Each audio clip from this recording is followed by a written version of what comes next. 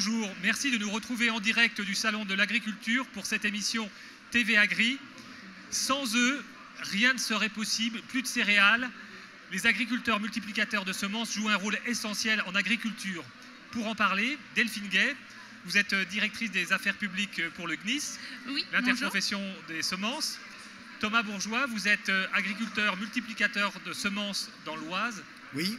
Alors, agriculteur multiplicateur de semences, on pourrait imaginer qu'un céréalier, par exemple, réutilise une partie de sa production chaque année pour la ressemer.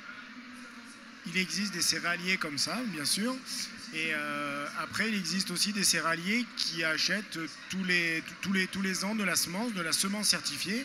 Donc, si vous voulez, pour que les agriculteurs céréaliers puissent avoir une quantité de semences à semer, sur des nouvelles variétés qui viennent d'être créées, nous sommes le maillon intermédiaire, agriculteur multiplicateur. Donc, c'est-à-dire qu'on va nous donner une graine, par exemple, on va la semer et on va en récolter 45 ou 50. Donc, en fait, on est là pour accroître le stock de graines pour que les agriculteurs céréaliers puissent après ensemencer pour pour la commercialisation en meunerie, pour faire du pain, pour faire tout un tas de choses derrière. Delphine Gay, alors multiplier les semences, c'est un savoir-faire français? Ah, c'est un savoir-faire typiquement français. En effet, on a structuré la filière semencière depuis très longtemps. Et ces agriculteurs qui multiplient ces variétés, il y en a 20 000 en France, 20 000 répartis sur tout le territoire. Et c'est un savoir-faire, Thomas Bourgeois, je pense, nous l'expliquera, extrêmement technique, qui demande de la technicité dans cette production. Et en effet, quand on dit français, par exemple, les productions de semences chinoises de tomates, ils les font multiplier en France parce qu'ils savent qu'on a bien sûr un terroir, des conditions pédoclimatiques parfaites, mais on a aussi un savoir-faire des hommes de ces agriculteurs multiplicateurs. Alors, pourquoi, je posais la question tout à l'heure, mais pourquoi ne pas réutiliser finalement une partie de la production pour la saison suivante? En quoi est-ce que c'est nécessaire? En quoi est-ce que c'est nécessaire? En fait, ces agriculteurs multiplicateurs vont, pour vous donner un chiffre, chaque année, il y a 500 nouvelles variétés qui sont proposées aux agriculteurs dans un catalogue qui regroupe environ 6500 variétés différentes. Donc ces 500 nouvelles variétés, lorsque vous créez cette variété dans votre champ, au début, les sélectionneurs, ils ont une poignée de semences. Donc pour pouvoir la rendre accessible aux 460 000 agriculteurs en France, elles vont devoir être multipliées. Et donc c'est cette nouveauté, c'est ces variétés, parce que ces variétés, si elles sont commercialisées, si elles sont nouvelles, c'est qu'elles apportent un plus. Une nouvelle résistance aux insectes, aux maladies, un meilleur rendement, une tolérance à la sécheresse. Et c'est vrai que les agriculteurs sont sans arrêt en train de réfléchir leur exploitation. Ils ne vont pas semer n'importe quelle variété, ils ont besoin de variétés adaptées à leur sol et adaptées aux conditions de culture, aux attaques d'insectes. Donc c'est vrai que c'est un choix, c'est un vrai choix d'assolement et c'est vrai que c'est pour cette raison qu'ils achètent des semences certifiées. Donc un agriculteur, en fait, il a le droit de semer ce qu'il veut dans son champ, mais on n'a pas le droit de lui vendre n'importe quoi. Et donc c'est toute cette filière, depuis le créateur, l'agriculteur multiplicateur, l'entreprise de production, qui est certifiée de manière à vous permettre aussi, jardinier, d'être certain que la variété que vous achetez correspond aux petites graines qui se trouvent dans le sachet. Alors, vous parlez d'un savoir-faire français, reconnu sur les marchés export. Comment se positionne la France dans ce secteur? Eh bien, la France, on peut être fier. La France est le premier pays exportateur de semences au monde. Premier pays exportateur de semences au monde. Et c'est le résultat du travail des agriculteurs multiplicateurs, notamment, qui est un maillon indispensable à la filière. Mais c'est vrai que c'est un investissement. Thomas Bourgeois, qu'est-ce que vous attendez demain des semenciers? Ce que j'attends des semenciers, c'est qu'ils continuent déjà leur travail dans l'innovation, parce qu'ils font un travail formidable sur l'innovation, sur les tolérances aux maladies, sur les tolérances aux sécheresses, et qui continuent surtout dans cet axe-là pour continuer à nous donner toujours des semences ou des plantes de toujours plus productives et surtout essayer de mettre le moins de produits d'intrants dessus. Delphine Gay, comment est-ce qu'on accompagne la progression du marché bio? Parce que produire bio, ça nécessite aussi d'avoir des semences qui répondent à un certain nombre d'exigences. Comment est-ce que les semenciers français y répondent? Vous avez raison, les agriculteurs bio, étant donné qu'ils ne doivent pas intervenir en utilisant des produits de protection des plantes, doivent disposer de variétés vraiment plus résistantes, plus rustiques, plus adaptées à ces conditions difficiles.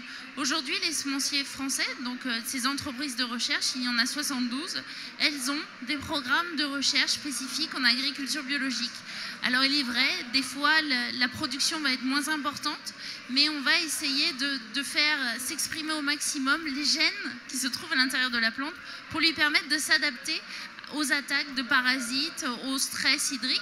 Mais il faut savoir que cette recherche est commune, c'est-à-dire qu'un agriculteur conventionnel, un agriculteur biologique, tous les deux veulent réduire leur utilisation de produits phytosanitaires parce que ça a un coût. Tous nos agriculteurs aujourd'hui sont tournés vers la protection de l'environnement. Donc en fait, la recherche qui est destinée à l'agriculteur biologique et à l'agriculteur conventionnel est la même base, c'est exactement la même base. Après, il y a des demandes plus spécifiques sur des marchés pour le consommateur qui veut tel produit, tel type de texture ou des fois certaines céréales qui peuvent être utilisées différemment pour des régimes végétariens par exemple. Ce qui veut dire que développer une agriculture avec en utilisant moins de pesticides, ça passe aussi par le travail sur les semences, c'est ça? Tout à fait, c'est-à-dire que le progrès génétique apporté par les plantes, grâce à ce travail variétal, permet d'apporter une partie des réponses à la demande des besoins de ces nouveaux débouchés, tout à fait. En fait, grâce à la meilleure connaissance des gènes et de leur fonctionnement, je ne vais pas rentrer dans les techniques, mais disons que la génomique, par exemple, et toute cette connaissance qui est de plus en plus précise, permettent aux sélectionneurs de sélectionner ces gènes et de les associer dans les plantes. Et derrière, vous avez les agriculteurs multiplicateurs qui vont les multiplier pour les proposer aux agriculteurs utilisateurs. Alors, Thomas Bourgeois, est-ce que l'activité de multiplication des semences, c'est aujourd'hui votre activité principale ou c'est au contraire c'est un complément de revenus sur votre exploitation? J'ai la moitié de la ferme qui est en production de semences, en multiplication de semences, et l'autre moitié qui est en consommation courante, parce que je fais des cultures que je ne peux pas multiplier comme le colza. Le colza, c'est plutôt des espèces qui sont multipliées dans le sud de la France parce qu'il y a des problèmes justement d'isolement. On ne peut pas, si vous voulez une parcelle de colza en multiplication, il doit y avoir un isolement de 800 ou 900 mètres par rapport à une autre parcelle de colza, ce qui chez nous est quasiment impossible. Comment est-ce qu'on se forme à cette activité? Est-ce que dans les lycées agricoles, aujourd'hui, on peut se préparer à devenir demain agriculteur multiplicateur de semences? Il y a quelques spécialisations en production de semences, mais c'est plus sur la partie création variétale et maintien des semences. Après, agriculteur multiplicateur, il faut déjà être passionné, il faut être très technique.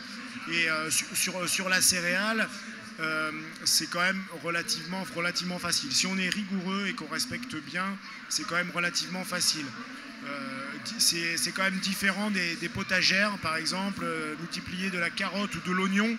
Là, c'est encore beaucoup plus technique et là, c'est énormément de formation. Mais il existe pour ça notamment la FNAMS, qui est un institut technique spécialisé sur la semence, qui nous aide beaucoup dès que nous avons des questionnements, et nous avons des techniciens qui nous suivent spécifiquement sur des cultures bien particulières. C'est un métier passion? Complètement. Encore plus qu'agriculteur, c'est déjà un métier passion, mais multiplicateur de semences, c'est encore plus passionnant. Delphine Gay, est-ce qu'il y a des candidats pour devenir agriculteur multiplicateur de semences, ou est-ce que vous... Alors en effet, oui, on travaille aussi beaucoup avec les régions aujourd'hui, les régions qui sont en train de mettre en place des nouveaux programmes pour leur agriculture. Et c'est vrai que dans la région centre, par exemple, avec la FNAMS locale, l'objectif c'était CAF Filière pour pouvoir essayer de former, d'aider les agriculteurs à passer le pas, à franchir le pas pour devenir agriculteurs multiplicateurs. Mais oui, en effet, il y a un rapprochement qui est nécessaire entre les entreprises et les agriculteurs, et tout ceci se passe aussi au sein de l'interprofession, le GNIS, qui est une interprofession où tous ces acteurs peuvent se réunir et échanger. Donc s'il manque des agriculteurs multiplicateurs de semences, de céréales, de blé tendre par exemple, c'est une information qui, via le GNIS, redescend rapidement via la Fédération nationale des agriculteurs multiplicateurs de semences. Alors, on assiste à une concentration dans le monde de la semence depuis quelques mois. Est-ce que l'activité de multiplication des semences doit forcément rester une activité décentralisée qui s'adapte au climat, au sol? Ou est-ce qu'on peut imaginer demain que la production de semences se fasse dans un seul endroit, dans un seul pays? Alors, c'est une question intéressante, mais en fait, les agriculteurs multiplicateurs travaillent avec le sol, travaillent avec le climat, et chacune des variétés doit être produite et multipliée dans des régions bien spécifiques. La betterave, par exemple, les semences de betterave sont produites dans le sud-ouest, alors que la betterave racine est produite dans le nord de la France, pour justement gérer les isolements de parcelles par rapport au flux de gènes. Donc non, les agriculteurs multiplicateurs ont un ancrage régional extrêmement fort, réparti sur l'ensemble du territoire. À notre regard, merci de nous avoir suivis pour cette émission TV Agri. Delphine Gay, merci. Merci. Thomas Bourgeois, merci. Merci.